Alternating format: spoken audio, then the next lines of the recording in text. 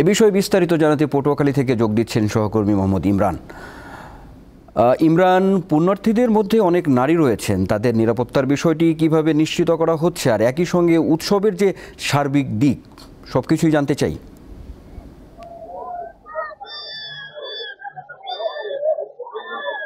আনোয়ার, আপনি জানেন যে প্রায় 200 বছর ধরে কিন্তু এই পটুয়াখালী যে কুয়াকাটার যে শ্রী শ্রী রাধাকৃষ্ণ মন্দির রয়েছে, এই মন্দিরে কিন্তু আসলে রাস উৎসব হয়ে হয়ে আসছে।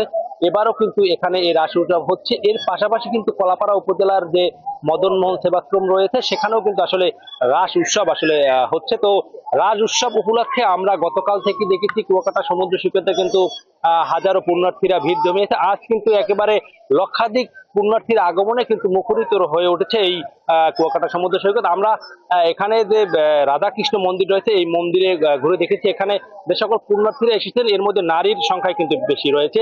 এই এখানের যে পুণ্যার্থী রয়েছে, তাদের নিরাপত্তায় কিন্তু ব্যাপক প্রস্তুতি নিয়েছে এখানকার যে প্রশাসন রয়েছে তারা। বিশেষ করে উপজেলা প্রশাসনের পক্ষ থেকে মনিটরিং সেল কিন্তু গঠন করা হয়েছে, একটি কন্ট্রোল রুম কিন্তু খোলা হয়েছে। এছাড়া এখানে কিন্তু টুরিস্ট পুলিশ, থানা পুলিশ, নৌ পুলিশের সদস্যরা কিন্তু মোতায়েন রয়েছে। এছাড়া এখানে কিন্তু হচ্ছে যে ফায়ার সার্ভিসের সদস্যরা রয়েছে, তারাও কিন্তু এখানে রয়েছে। আমি আপনাকে একটি বিষয় জানিয়ে রাখি, রাস পূর্ণিমা, যেহেতু আসলে পূর্ণিমার যে তিথি, সেই তিথি কিন্তু আসলে বৃহস্পতিবার ভোর রাতে শুরু হয়েছে এবং শুক্রবার ভোর রাত পর্যন্ত এই তিথি থাকবে। যার কারণে আজ সকালে কিন্তু অনেক পুণ্যার্থী, বিশেষ করে মতুয়া সম্প্রদায় রয়েছে, এছাড়া হিন্দু সম্প্রদায়ের অনেক নারী পুরুষ কিন্তু আজ সকালে কিন্তু আসলে গঙ্গা স্নান করেছে। তবে আনুষ্ঠানিকভাবে আগামীকাল সকালে কিন্তু এখানে আসলে গঙ্গা স্নান সম্পন্ন হবে। যে লক্ষ্যে প্রশাসনের পক্ষ থেকে কিন্তু আসলে ব্যাপক প্রস্তুতি নেওয়া হয়েছে, সেটি কিন্তু আমরা আসলে লক্ষ্য করেছি। আমরা এখানে যে কলাপাড়া থেকে কুয়াকাটা এসেছি, রাস্তার বিভিন্ন মোড়ে কিন্তু পুলিশ সদস্যদের টহল লক্ষ্য করেছি। এছাড়া এখানকার যে সেনা সদস্য রয়েছে, তারাও কিন্তু আসলে নিরাপত্তার দায়িত্বে রয়েছে।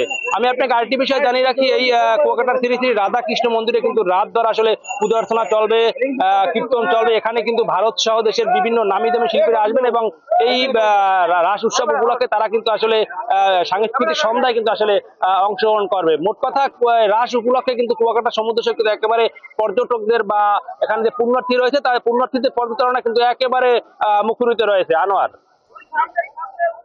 ধন্যবাদ আপনাকে। পটুয়াখালী থেকে যুক্ত ছিলেন সহকর্মী মোহাম্মদ ইমরান।